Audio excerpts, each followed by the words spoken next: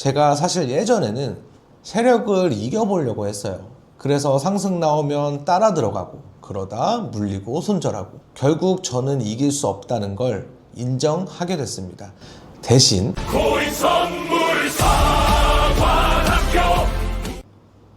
여기서 매수했습니다. 근데 하락하죠. 좀 더 내려오면 손절이라 생각하고 손절을 했습니다.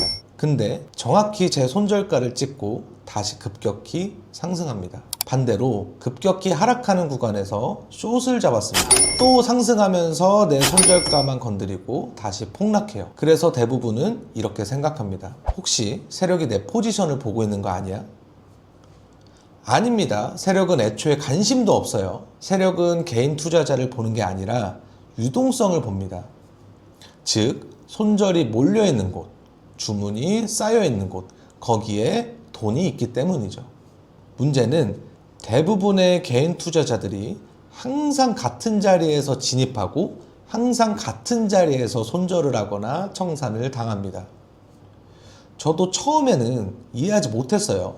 11년 동안 차트를 보면서 왜 항상 내가 들어가면 흔드는지 계속 연구했어요. 그러다 ICT 이론을 접하게 됩니다. ICT 이론은 기관 매수, 개인의 손절, 유동성 등을 중심으로 보는 트레이딩 실전 이론 중 하나입니다. 실제 트레이딩 대회에서도 이 ICT를 활용해서 우승한 분들이 굉장히 많아요. 그만큼 신뢰도가 높은 실전 이론입니다. 그 안에서도 제가 가장 충격적이었던 개념이 바로 FVG였습니다. 지금도 저는 FVG 구간을 활용해서 진입 자리와 손절 자리를 결정합니다. 마라톤 선수를 예를 들어 볼게요. 이 선수의 평소 기록은 3시간입니다.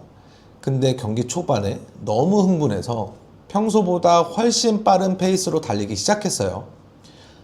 처음에는 엄청 잘 달리겠죠. 주변 선수들을 전부 제치고 앞으로 나갑니다.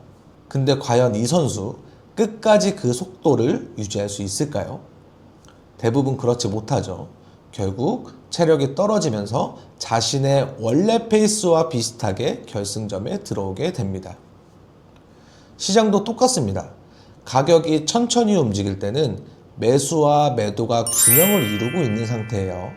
근데 갑자기 강한 매수세가 들어오면서 가격이 평소보다 너무 빠르게 상승하면 균형이 깨져버립니다. 마치 마라톤 선수가 자신의 페이스보다 과하게 앞서 나간 것과 같죠. 그리고 시장은 시간이 지나면서 그 과도하게 움직였던 구간을 다시 확인하려고 합니다. 그 과정에서 만들어지는 가격의 불균형 구간이 바로 FVG입니다. FVG는 페어 밸류 갭의 약자로 한국말로 직역하면 공정한 가격의 격차인데요. 말이 조금 이상하죠. 쉽게 말하면 급등 또는 급락이 나오면서 장대 캔들이 만들어지고 가격의 불균형 구간이 생기게 되는데 시장은 회귀 법칙에 따라서 불균형으로 만들어진 캔들에 갭을 채우는 움직임이 발생한다는 겁니다. FVG 구간을 찾는 방법은 어렵지만 제가 여러분들이 실제로 사용하실 수 있도록 쉽고 간단하게 핵심만 설명드리겠습니다. 먼저 한 방향의 연속된 캔들이 나와야 하고요. 3개의 캔들 중 가운데 캔들이 가장 강세여야 합니다. 이 가운데 장대 캔들을 기준으로 이전 캔들의 고점과 다음 캔들의 저점을 연결한 구간이 바로 FVG 구간이 됩니다.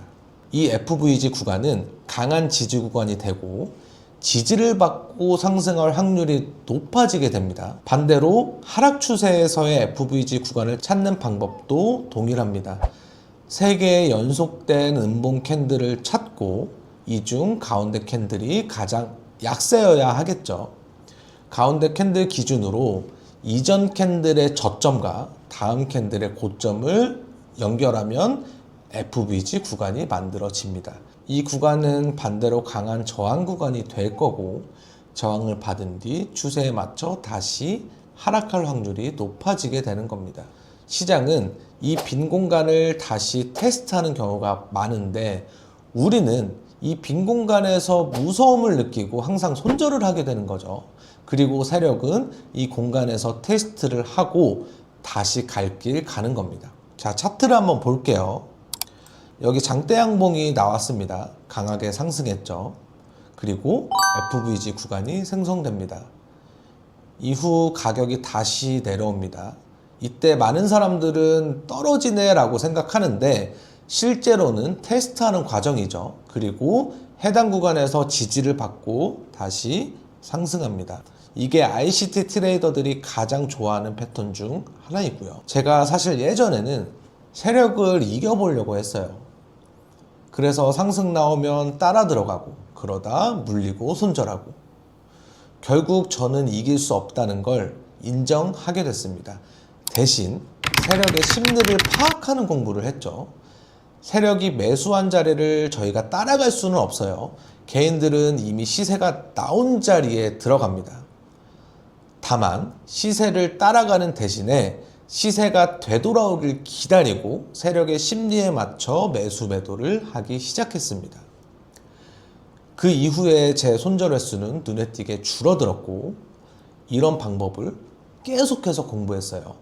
자, 그럼 실전에서 어떻게 사용하면 될까요? FVG만 보고 진입하는 건 아닙니다. 가장 먼저 추세를 확인해야 돼요.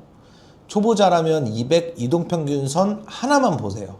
200 이평선 위면 상승 추세, 아래면 하락 추세. 그리고 추세 방향으로 만들어진 FVG만 찾는 겁니다. 상승 추세에서는 상승 FVG만, 하락 추세에서는 하락 FVG만. 이것만 해도 승률이 크게 올라갑니다. 200일 이동평균선을 추가하는 방법을 제가 간단하게 한번 보여드릴게요.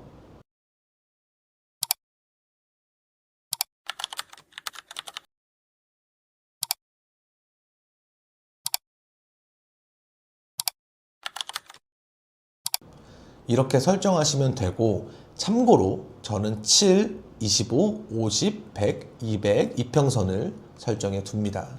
자, 다시 예시를 한번 볼게요. 캔들이 200 이평선 아래에서 저항을 뚫고 상승하면서 FVG 구간을 만들었습니다. 이렇게 저항 구간을 돌파하면서 만들어진 FVG 구간은 강력한 지지 구간이 되고 갭을 채우고 더 강하게 상승하는 모습을 볼 수 있죠. 반대로 숏 포지션도 예시를 한번 볼게요. 캔들이 200 이평선 위에서 장대 음봉을 만들어내면서 지지를 뚫고 하락합니다. 하락하면서 FVG 구간을 만들어냈고 하락 후에 반등하면서 되돌림이 나왔지만 FVG 구간 상단에서 다시 저항을 맞고 크게 하락합니다. 즉 지지 라인을 무너뜨리며 생긴 FVG 구간에서의 추세 매매는 성공 확률이 매우 높아질 수 있습니다. 초보자분들은 손절 라인을 짧게 잡으셔야 하는데요. 상승 FVG 구간에서는 마지막 캔들 하단 라인으로 맞춰두고 하락 FVG 구간은 첫 번째 캔들 상단 라인으로 맞춰둡니다. 라인을 뚫고 지지 저항 구간을 이탈한다면 추세가 전환될 가능성이 높습니다. 사실 FVG 하나만으로도 충분히 좋은 도구입니다. 하지만 ICT에서는 FVG를 단독으로 사용하는 경우보다 유동성 수입이나 시장 구조, 브레이크 볼록 같은 개념과 함께 사용합니다. 제가 실제로 사용하는 방법 역시 FVG 하나만 보는 방법은 아니에요. FVG가 성립되지 않는 경우도 많이 있고요. 이 부분은 저희 무료 강의에서 더 자세하게 설명하고 있으니까 관심 있으신 분들은 더보기를 참고해 주시면 되겠습니다. 지금 이 영상을 보신다면 지금 바로 차트를 한번 열어보세요. 그리고 최근 상승이 나왔던 구간이나 하락이 나왔던 구간을 찾아서 FVG를 한번 찾아보세요. 아마 놀라실 겁니다. 그동안 무작정 손절당했다고 생각했던 자리들이 사실은 FVG를 테스트하던 구간이었다는 걸 발견하게 될 거예요. 차트는 우연히 움직이지 않습니다. 세력이 남긴 흔적은 반드시 남습니다. 그리고 FVG는 그 흔적을 가장 쉽게 발견할 수 있는 도구 중 하나입니다. 감사합니다.